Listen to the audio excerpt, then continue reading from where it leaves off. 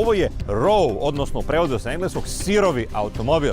Kao što možete vidjeti, izgleda vrlo neobično, trebalo je bude izloženo na našem štandu, ali ono što je najneobičnije za njega jeste što je ovo plod rada srpskih inženjera. Pri čemu nije nastao tako što je prepravljan neki drugi automobil. On je razvijen potpuno od nule, od praznog parčeta papira. Ovo je, uslovno rečeno, prvi srpski super automobil. Kakav je ovo automobil? S jedne strane, po tome što je nosim kombinezon i kacigu, možete zaključiti najmanjen vožnji po stazi. Ali moći će da se homologuje, da bude registrovan za vožnju na putu, što je vrlo interesantno. On je neki način konkurent KTM-u X-Bow, Arielu, Atom i sličnim drugim maloserijskim modelima koji imaju ovako specifičnu namenu. Relativno je mali, dugačak je 3,9 metara, razmak između osovine 2,4, malo više od 2,4 metra, ali ono što je najinteresantnije jeste što je težak samo 810 kg. Dakle, izuzetno lagan, pri čemu da je namenjen vožnji po stazi i ozbiljnom uživanju na pisti, govori njegov interijer, vrlo jednostavan. Dakle, sportske kadice, upravljač koji može da se skine, da biste mogli lakše da uđete. Na upravljaču su vam sve komande, dakle, pokazivači pravca, svetla, sirena, ako ćete voziti auto negde na putu, ali ovo je jedini način da zapravo uđete u automobil. Pri čemu u interijeru imate relativno mali displej sa osnovnim podacima i imate ovde osnovni set tog bića, dakle ono što je neophodno da biste samo izašli i uživali u vožnji. Sve ostalo nema ga, zato se zove Row, odnosno sirovi.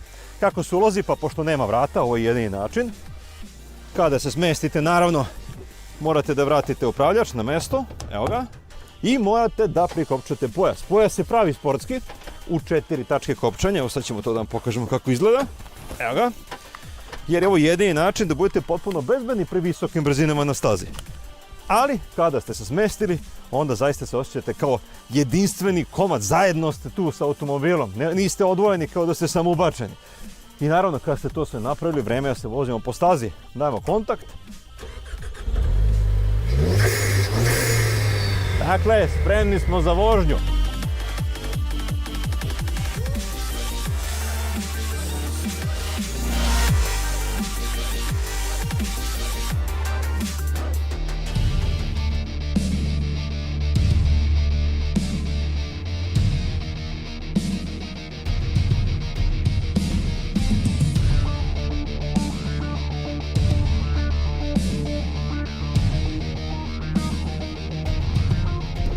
Osjećaj u vožnji je dosta neobičan, kao da vozite jednu zaista veliku formulu. Osjećate masu, osjećate čvrstinu na putu, iako se auto, kao što ste čuli već, nije težak, samo 810 kg.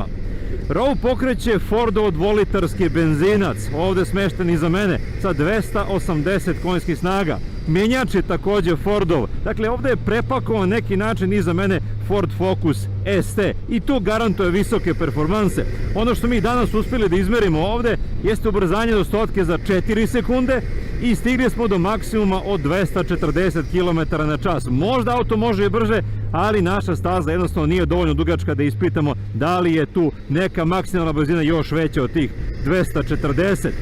Možda je najneobičnije na ovom automobilu to što je upravljač izuzetno direktan. Sa kraja na kraj samo 2,1 okret i nemate nikakav servo, nikakvu asistenciju, sve je najdirektnije što može. Dakle, osjećate automobil u punom smislu. Već kad smo kod toga, ne samo što ga osjećate na upravljaču, ovde iza mene motor se čuje kako diše, dakle svaki najmanji mehanički zvuk, vi tačno znate kako vaša mašina radi i možete da se pouzdate u to. Dakle, automobil je baš kao što mu ime kaže Row, sirov, ali nije sirov da se borim sa njim, on je sirov tako što mi daje sve feedbacke i svaku povratnu informaciju, a ja zapravo uživam u vrlo preciznoj vožnji. Ako čujete udare vetra u mom tonu, to je zato što se vozim kao na motociklu, dakle ispred nema vetrobrana, vetar ide pravo u mene, ali zapravo ne ide u moju glavu. Ovde ovaj mali deo usmerava vazduh preko moje kacige, a udari vetra u kacigu stižu otprilike ovde negde. Dakle, izvinjavam se ako to nije baš sasvim idealan. U svakom slučaju, Row je, kao što rekao, pravi sportski automobil i jedna od stvari koja je njemu neobična i koja se nalazi samo na sportskim automobilima jeste mogućnost da iz kabine podesite balans kočnica, da li više koče prednje ili zadnje, i ovo omogućava da se prilagodite svakoj stazi, svakoj pisti, da budete izuzetno efikasni. A kad smo kod efikasnosti, ono što Row čini preciznim u vožnji jeste i njegov balans mase. 60% se nalazi na zadnjoj osovini, 40% na prednjoj. Pa kada dođete na krivinu na samo kočenje, pošto će auto da se nagne malo napred, vi onda imate idealan raspored mase na samom ulazu u krivinu. Mi bismo volili da je to malo drugačije, ali je to teško postići kod automobila koji imaju motor i sve pozadi smešteno. Dakle, volili bi da je ipak odnos malo više u korist prednje osovine kada auto stoji na ravnom.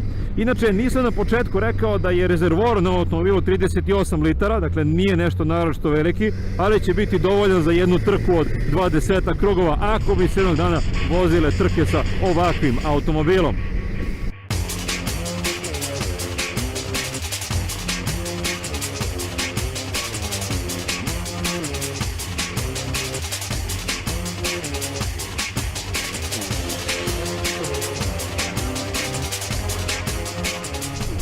Ono što možda možemo da zamerimo ovako u prvoj vožnji jeste osjećaj na kočnici. Dakle, čini mi se da je mogao da bude još malo bolji, jer kao što upravljač nema servo asistenciju, tako kočnice nemaju ABS uređaj. Ne postoji nikakva elektronika koja bi vam pomogla. Dakle, auto je zaista sirov, raw, kako mu i ime kaže. I druga zamerka jeste položaj pojasa. Kao što vidite, pojas na 4 tačke ne može lepo da legne preko mog Hans sistema za zaštitu vrata, nekako se suviše raspoređuje široko, dakle ili treba ja da zamenim Hans ili pojas treba drugačije da leži, ali u svakom slučaju to su neke prve zamerke. Mada, da ne pričamo više, ajde još malo zajedno se provozamo stazom u ovom automobilu.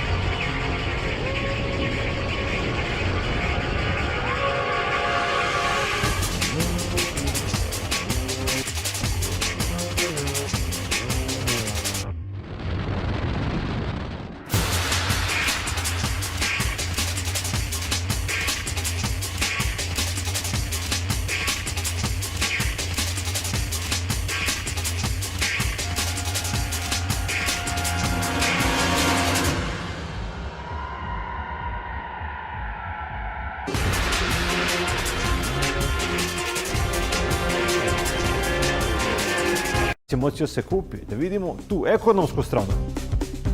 Gospodine Božiću, zašto je Centar za motorna vozila Automoto Saveza uopšte preduzeo ovakav korak? Zašto ste investirali u ovakav projekat?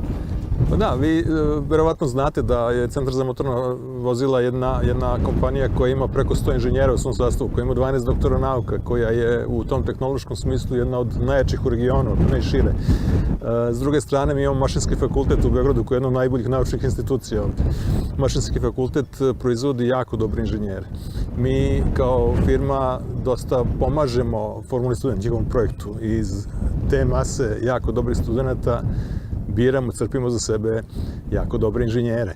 Ti inženjeri kad dođu, oni jesu dobro potkovani teoretski, ali kod nas uz naše ostale stare inženjere dobijaju nešto što je izuzetan kvalitet. Bolja praksa od ovoga ne postoje. Da li je ovo samo praksa ili je to projekat koji treba da zaživi? Ovako, to je, što se tiče generalne ideje, ovi mladi ljudi su predviđeni da rade homologaciju. Kako će da rade homologaciju ako ne znaju da projektuju i da naprave auto? Znači, naša generalna ideja je bila hajde da napravimo auto, do poslednjeg vika dajte proračun za sve, prođite homologaciju evropsku, napravite auto koji će moći da se proda, a naučite i zanat i za homologaciju i za proizvodnju. Tek onda smete nekom da kažete nešto jeste ili nije ako ste vi to prethodno napravili. Ako mi znamo sve o tome, onda smo prvi na tržištu i prvi sve. Sad, auto će proći homologaciju i bit će spreman za tržište. Da li planirate stvarno proizvodnju, da li planirate da prodajete ovakve automobile? Koliko će to da košta? Pa planiramo, ovo neće biti veliko serijska proizvodnja, naravno, neće biti masovna proizvodnja, ali će proizvodnja, zavisno od tržišta, 30 do 50 komada godišnje je nešto što mi možemo da napravimo u ovim uslovima. Cena ovog automobila, što je pitanje svih pitanja, je li će biti nešto ispod cene konkurencije, naravno, pošto to dolazi iz Srbije, kod nas je nešto jeftinije sve. KTM, Ariel Atom, dakle mora bude jeftinije od njih. Malo jeftinije, nešto jeftinije, ali vidjet ćemo koliko još, napravit ćemo kalkulacije precizne. Jedno je kad pravite prototip, to je sve skupo, kad krenete u malu seriju, onda to cene budu znatno niže, pa ćemo da vidimo na kraju, kalkulacija mora tek da se izvede. Pre svega želimo vam puno sreće jer ovo je izuzetno hrabar potez, neobičajen za našu zemlju i nadamo se da nećete odustati, da ćete nastaviti do kraja. Ne, mi smo tvrdoglava firma. Ja ne mogu da odolim a da ne napravim još jedan krug stazom u ovom fantastičnom automobilu.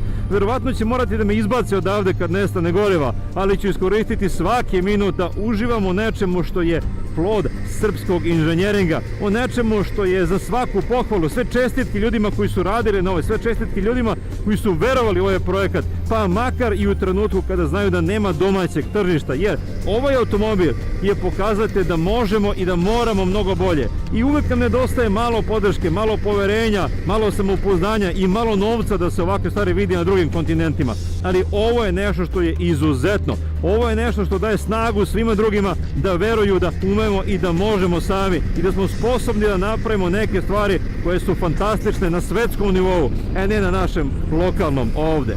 Row je automobil koji je simbol svega što želimo da budemo i svega što možemo da budemo i zaista uliva, kao što rekao, veliku nadu u budućnost. Ja ću voziti barem dok ne nestane goriva i dok me ne izbace odavde. Prijatno i doviđenja.